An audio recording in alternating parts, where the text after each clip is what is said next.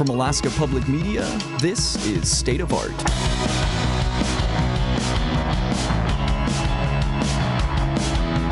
Welcome to the weekend and to State of Art, your weekly dose of Anchorage arts and culture. I'm Ammon Swenson. Coming up on State of Art, my interview with Anchorage band Photonak, spelled like photon, A-K. Their mission statement is musical light for those in dark times, and for good reason. We talk about their new album Tempered, recording during a pandemic, and how a traumatic injury led to music as a mission. A quick note, this conversation does discuss depression and suicide. If you or anyone you know is struggling and needs assistance, you can call the Alaska Care Line at 877-266-4357. Now let's kick things off with Photonak's Fight For Me off their album Tempered. I'm holding unloaded guns, filling chambers with my fate. I hold them up and fire twice, with my panic in my haste. I am nothing without God, but I fire anyway. I am shooting with my philosophy, and I cannot hit a thing. I get it wrong, you get it right. You never fall from. Well, let's talk about the album. So did everybody here participate on the actual recording and whatnot? Oh, yeah. So this is Jeremy. And I'm actually, right now, I'm talking to you from Photonak Studio, which is my living room. This is where we recorded it. Yeah, The yellow room.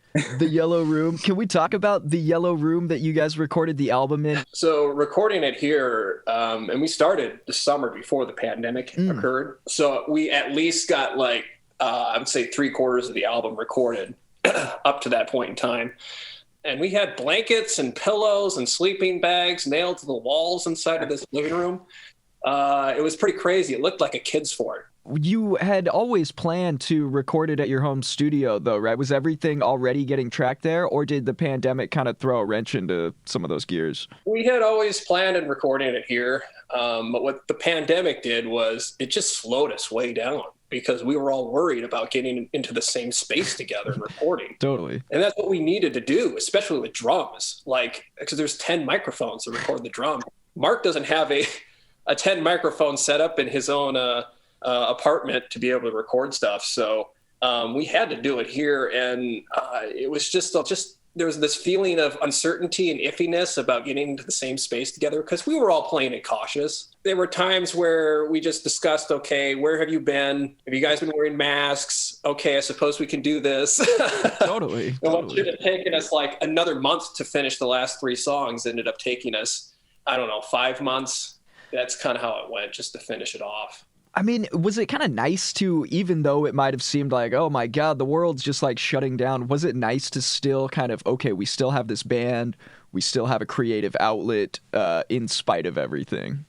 This is Mark. Definitely having music as that channeling feature of your life is something that's common between Daniel, Jeremy, and I. And did the pandemic influence the recording? Well, I can tell you that it definitely felt good taking out some of the frustrations with the drum set, not on the drum set. But definitely it fueled this creative need to maybe contribute something to the world, despite, everything going on in a positive manner. So put some good out there, some good energy out into the world, kind of. Exactly right. Exactly. With this album, Jeremy, I know you were kind of talking about some of the themes, isolation, loneliness. Can we maybe talk about maybe some of the non-musical inspiration, not your favorite groups or whatever, but maybe more of the life inspiration that, why are we talking about these subjects? And, I know there was a previous injury that might have played into some of this stuff. So could you kind of talk about some of that? Yes. So a lot of the inspiration behind this album came from my own personal experience of having a traumatic brain injury. I was a passenger in a car accident back when I was a senior in high school. So I was 17 at the time and had already sent off all my college applications and everything. And then that happened and it just turned my world upside down. Basically, it resulted in me having really terrible short-term memory. I remember trying to pick up a book the next day and trying to read, and I just couldn't absorb any of the material. And I felt really foggy. Something just was not right. And I ended up going to see the doctor following that injury, and then he recommended that I go see a neurologist, and from there I went to see a speech therapist or cognitive therapist. And the summer following that accident was just hell. That's what I call it, as the summer of hell. I was just in a really bad place. I ended up in a psych ward at one point during that summer at Providence here in Anchorage, because I was very suicidal.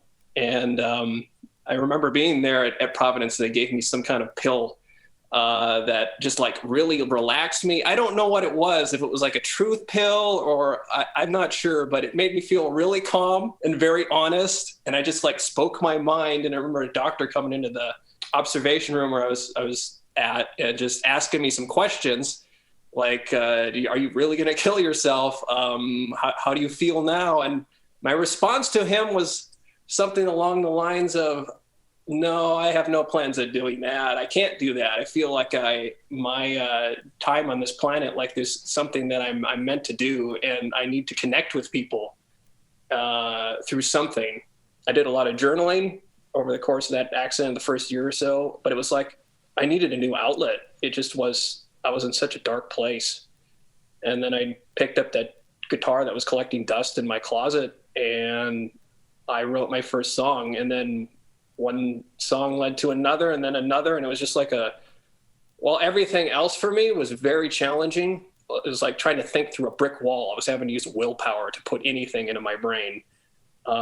Music, for whatever reason, just seemed to come naturally and intuitively. And it was giving me those like happy fireworks, spark, inspiration feelings.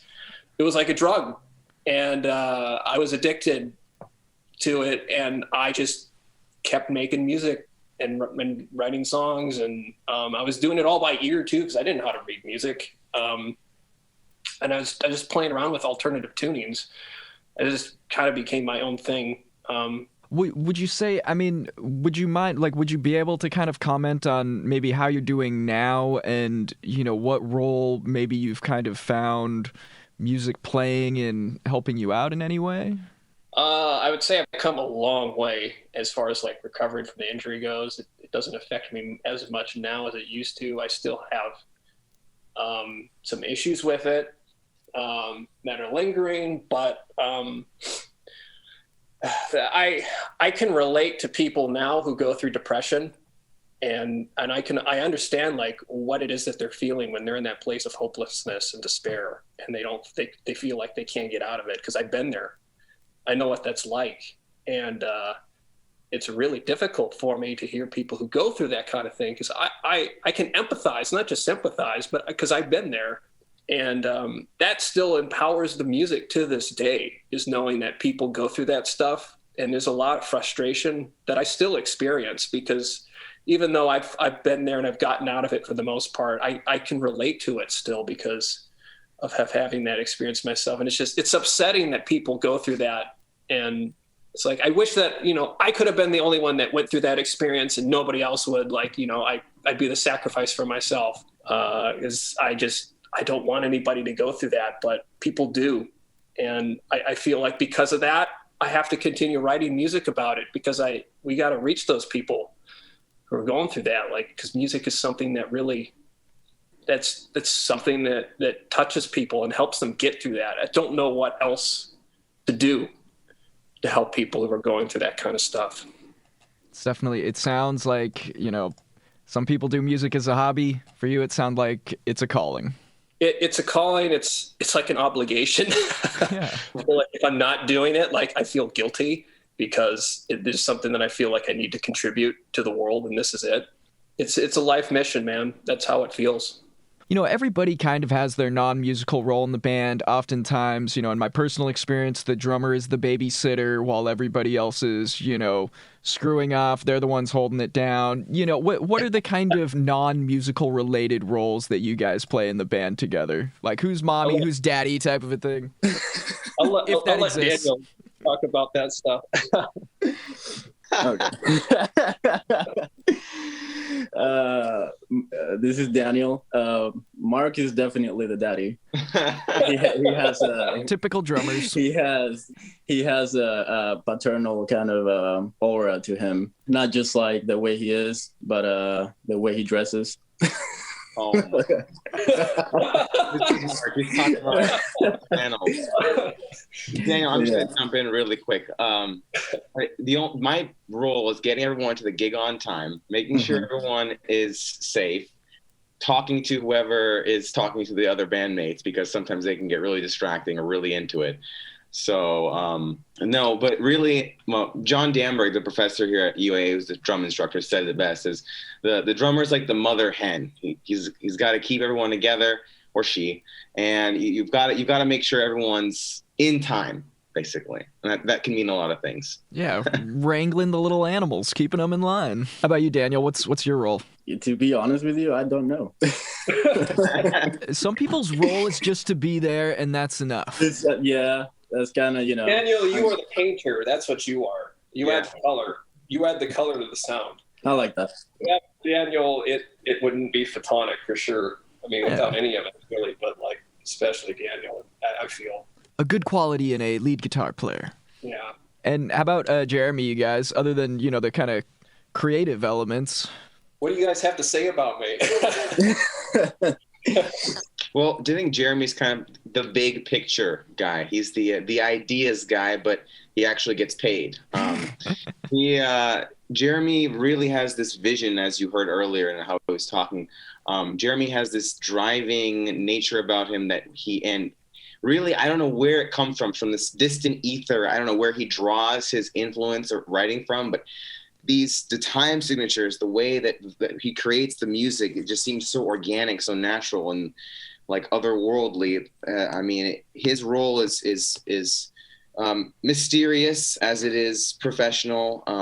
He really brings it all together as well. But we're nothing without each other in this band. So that's really how I feel about it. You love to hear it. And also Jeremy's knowledge of what he's been learning on his own about sound engineering. It pretty much made all this possible. I mean, we wouldn't have been able to record in his living room if it wasn't for all the research that he's done about recording and mic placements and all that stuff. It's the engineering mind that he has. The engineer of all things creative, musically, and technically, I suppose. That was my conversation with Anchorage band Photonak. Their album Tempered is available now. And please, if you or anyone you know is contemplating suicide, you can call the Alaska Care Line at 877-266-4357. And that's all the time we have for you today. For links and other content, head to the State of Art page at alaskapublic.org.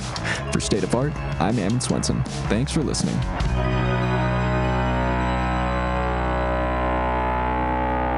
State of Art is a production of Alaska Public Media, which is solely responsible for its content. The views expressed are those of the hosts and participants and do not reflect KSKA or its underwriters. Theme music is Spring Breakup by Termination Dust. Get in touch with the hosts by sending an email to soa@alaskapublic.org.